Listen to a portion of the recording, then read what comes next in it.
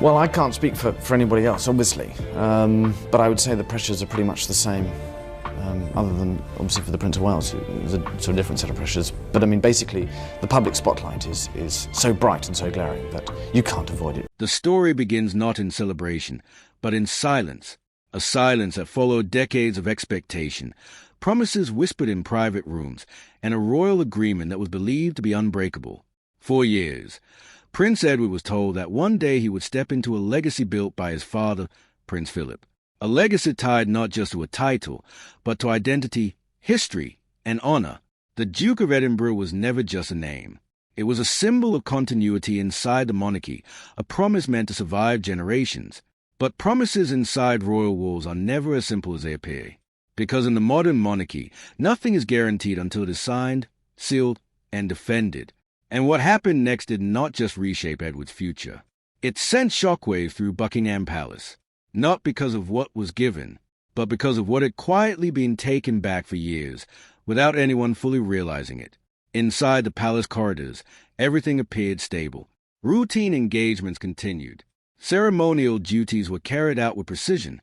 The public saw unity, stability, tradition. But behind closed doors, something very different was unfolding.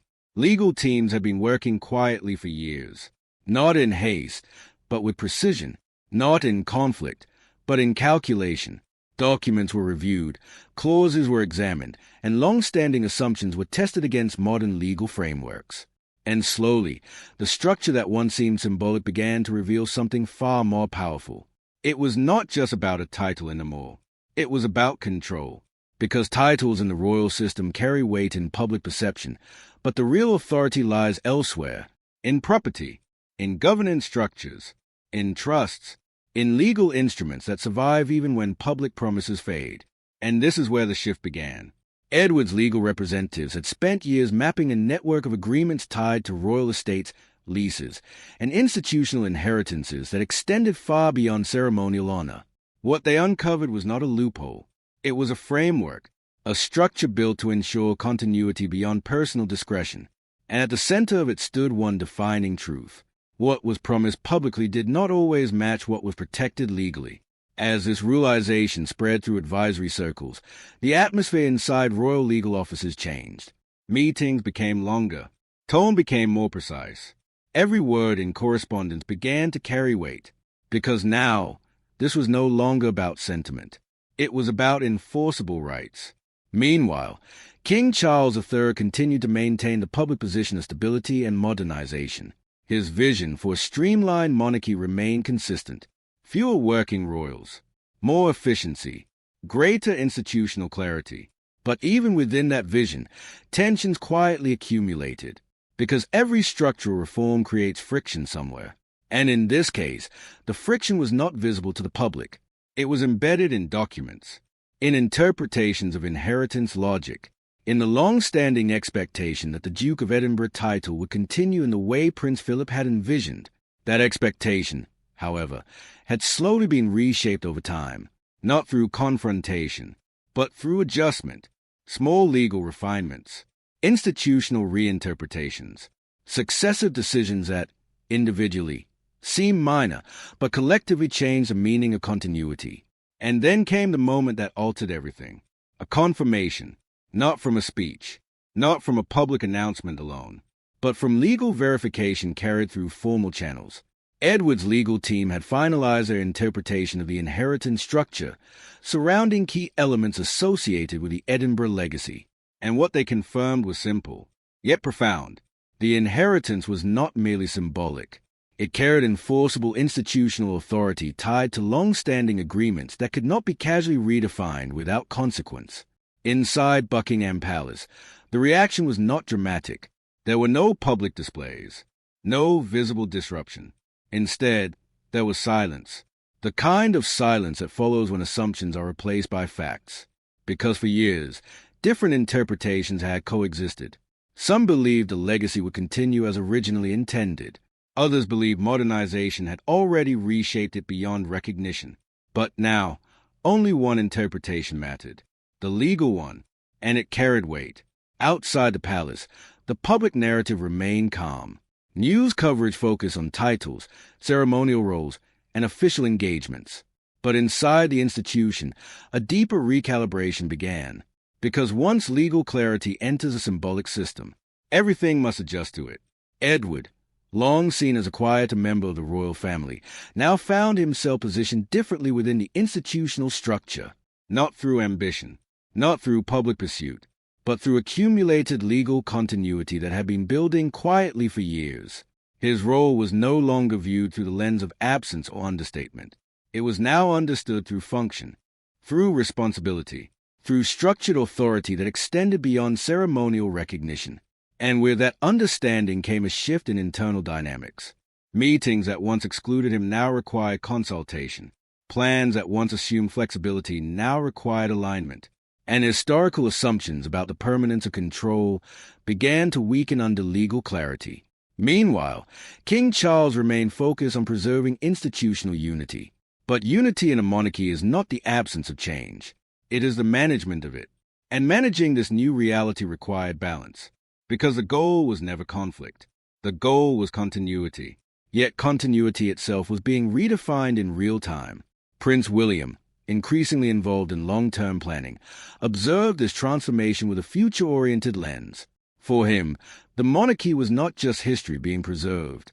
It was structure being prepared. And structures, once clarified legally, become the foundation of the next era. Within this environment, Edward's position stabilized further, not as a rival force, not as a challenger, but as a legally anchored component of the system, one that could not simply be ignored, one that had to be accounted for. And that is what changed everything. Because in monarchy, perception often leads, but law ultimately decides.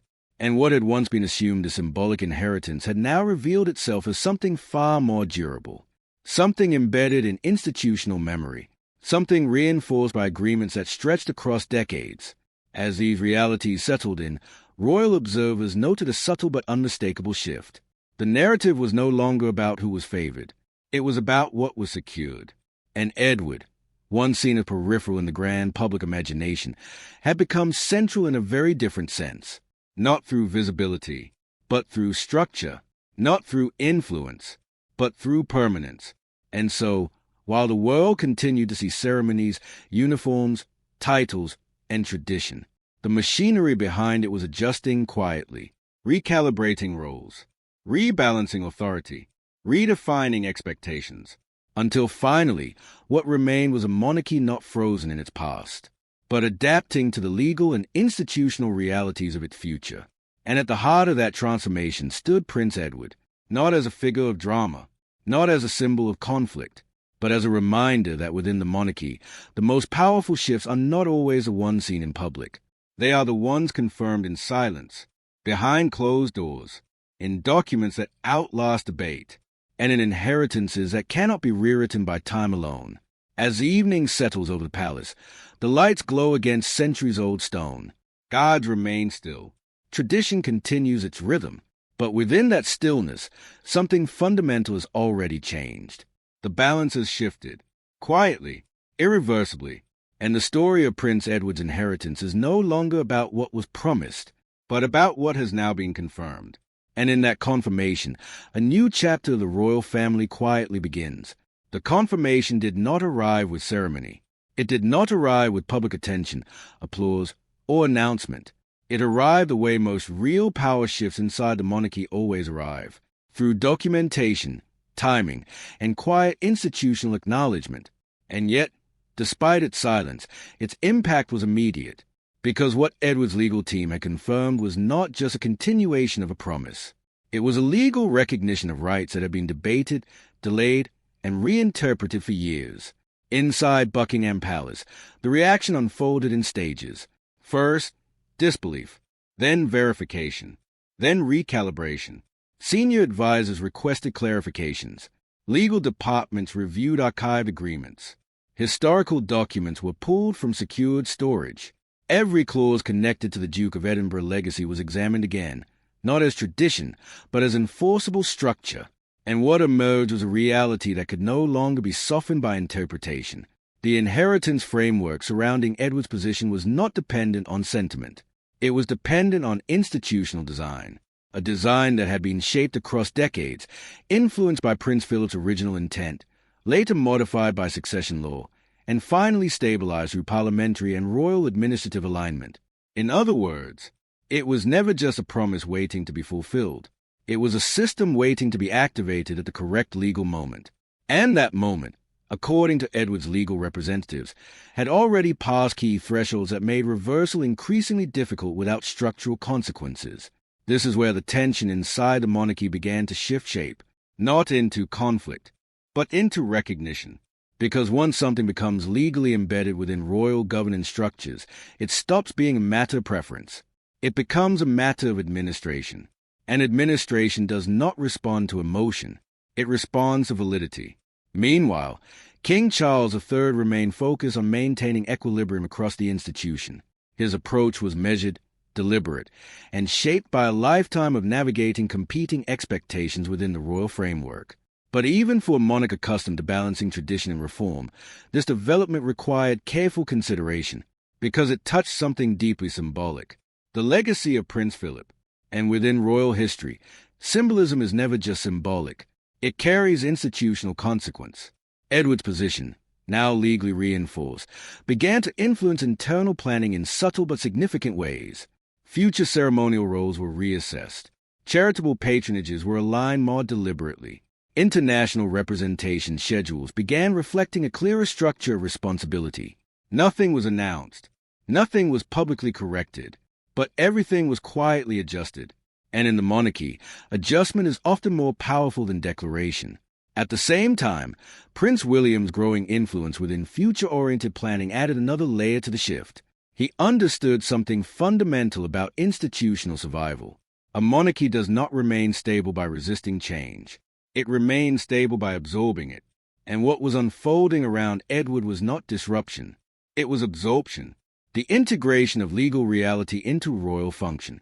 Catherine, Princess of Wales, continued to play a stabilizing role throughout this period. Her public presence remained carefully consistent, composed, empathetic, and deeply connected to public sentiment. But behind that consistency was something more strategic. An understanding that perception is the monarchy's most immediate form of legitimacy, and legitimacy must always be reinforced at the moment it is questioned. Her engagements during this time emphasized unity, service, and continuity, reinforcing the idea that while internal structures evolve, the visible monarchy remains anchored. Princess Anne, meanwhile, continued her role as the institution's most disciplined internal stabilizer. Where others focus on perception and future planning, she focused on structure and verification. Every reform, every adjustment, every legal clarification passed through scrutiny that ensured alignment with constitutional boundaries. And it was this discipline that helped prevent the situation from escalating into public controversy. Because inside royal systems, the greatest danger is not disagreement. It is misalignment between legal structure and public narrative. As weeks passed, Edward's role gradually became more defined in practical terms. His responsibilities within charitable frameworks expanded. His involvement in ceremonial continuity increased. His presence in institutional planning became more consistent. And yet, paradoxically, his public image remained unchanged. Still quiet, still understated, still largely out of the spotlight. But internally, his position had fundamentally transformed. He was no longer viewed as a peripheral royal waiting for recognition.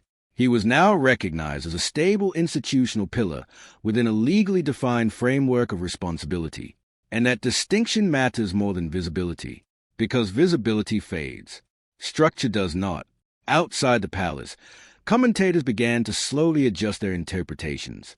What once looked like delayed recognition was now understood as controlled succession of responsibility.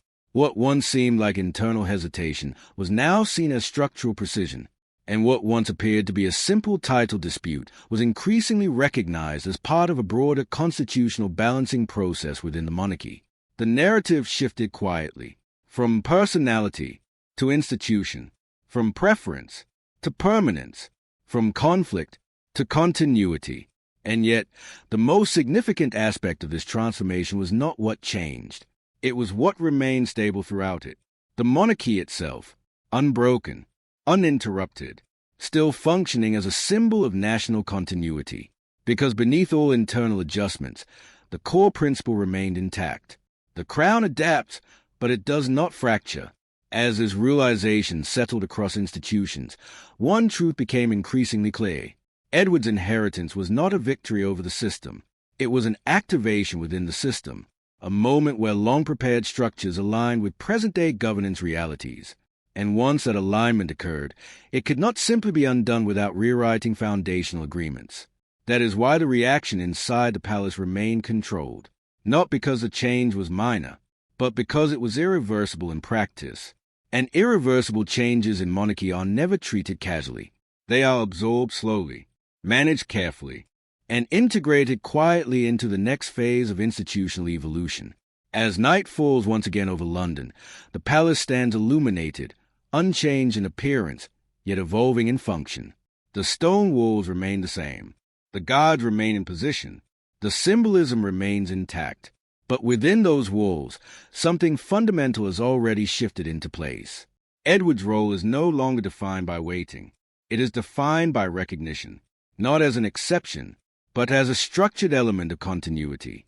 And in that recognition lies the true meaning of what has unfolded. Not a takeover, not a conflict, but a quiet confirmation of what was always embedded within the system. A legacy finally aligning with its legal form. And as the monarchy moves forward, carefully balancing tradition with modern structure, one truth stands above all others. The crown does not lose its shape when challenged by change.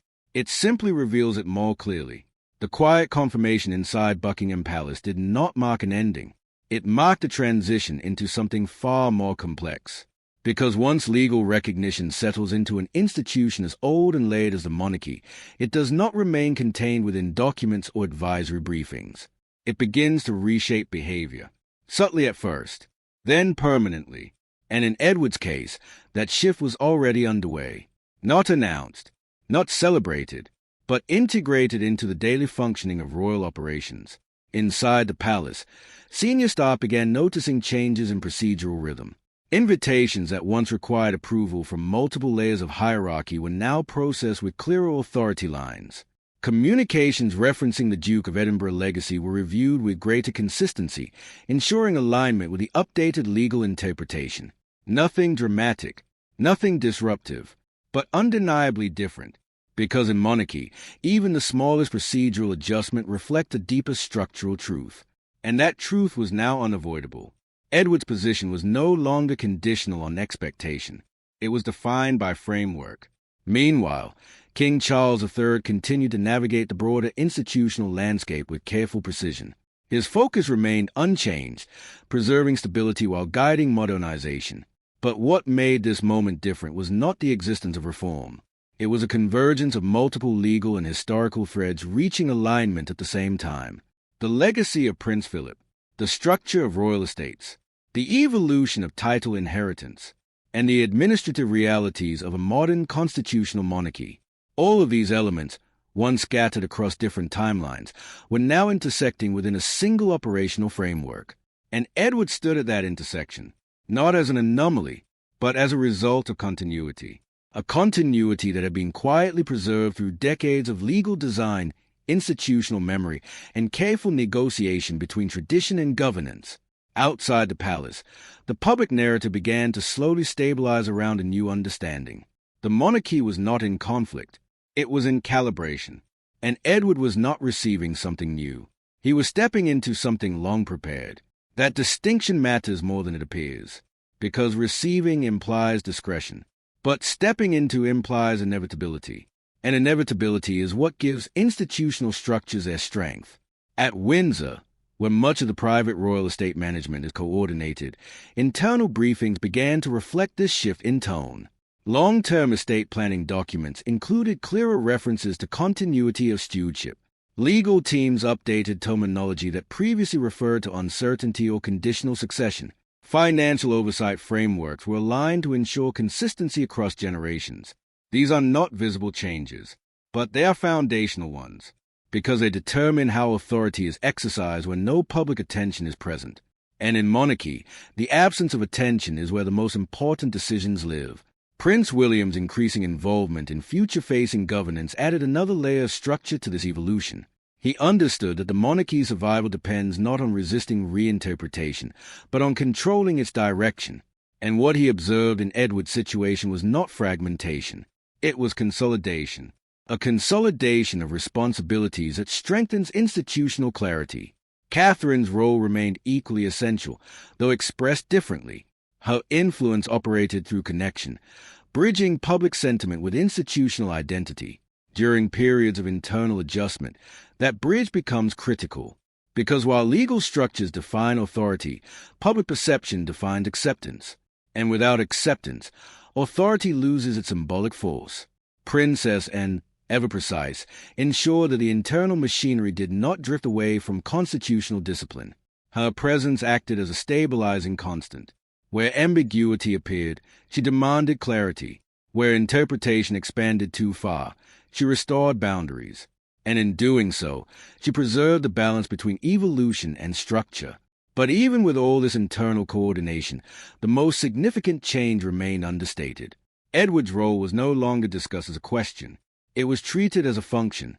And in institutional terms, that shift is irreversible. Because questions can be debated, functions can only be executed. Over time, this began to influence how external institutions interacted with him. Government departments adjusted correspondence protocols. Charitable organizations aligned expectations more directly. International representatives recognized a clearer chain of engagement. Again, nothing publicly announced, but deeply operational. And this is where the monarchy reveals its most important characteristic. It does not transform through disruption. It transforms through normalization. What begins as adjustment eventually becomes standard practice. And what becomes standard practice becomes invisible, until it feels like it has always existed. That is exactly what began happening around Edward's position. The legal confirmation did not elevate him into sudden prominence. It embedded him into structural continuity. And that is far more powerful, because prominence can fade, but structure endures across reigns, generations, and public opinion cycles. As months progressed, the monarchy continued its public duties unchanged in appearance. Ceremonies were held, engagements were completed, tradition remained intact. But beneath that surface, an administrative evolution had already taken hold. A redistribution of clarity, a refinement of roles, a reinforcement of institutional memory. And Edward, once viewed through the lens of waiting, was now firmly positioned within the lens of continuity. Not as an exception to the system, but as evidence of its endurance. And so the narrative that once seemed centered on titles and disputes gradually dissolved into something more enduring. A system quietly reaffirming itself through legal precision. A monarchy adapting without fracture. A legacy redefined not by conflict, but by confirmation. As night returns over Buckingham Palace, the building stands as it always has, still, symmetrical, and unchanged to the eye. Yet within that stillness, something deeper has settled. Not upheaval, not disruption, but alignment. Between history and law, between expectation and structure, between legacy and execution. And at the center of that alignment remained Prince Edward, no longer defined by delay or doubt, but by the quiet certainty of what has now been formally placed within the institution itself.